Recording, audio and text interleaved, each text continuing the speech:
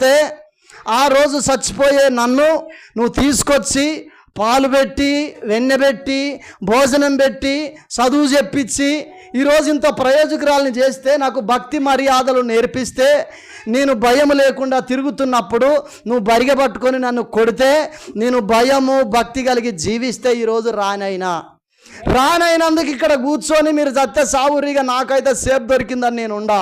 కానీ నేను కూడా ఇందులో ఉపవాసం ఉండి ప్రార్థన చేస్తా, యూదుల కొరకు నేను కన్నీళ్లు గారుస్తా, న్యాయ విరోధముగా నేను మరి రాజు దగ్గరికి నేను వెళ్తున్నాను. అప్పుడున్న కాలములో చట్టం ఏమనున్నదంటే రాజు భార్య కూడా రాజుకు చెప్పకుండా, రాజు పిలవకుండా రాజు సన్నిధికి వెళ్ళకూడదు. హల్లెలూయా. ఇదొక చట్టము. అయితే ఈమె అంటున్నది ఈ చట్టం ఇట్లున్నది, కానీ మీరు నా కొరకు ప్రార్థన చేయండి. ఇంకొకటి ఉన్నది చట్టం అక్కడ ఏంటంటే, రాజు కనుక తన బంగారము దండం ఒక్కసారి నా వైపు ఇటువైపు చాస్తే అతని ఎడల కనికరము చూపెట్టి అది నేను ముట్టుకుంటే చాలు, నేను బ్రతుకుతా, మన సమస్య మొత్తము చెప్పొచ్చు.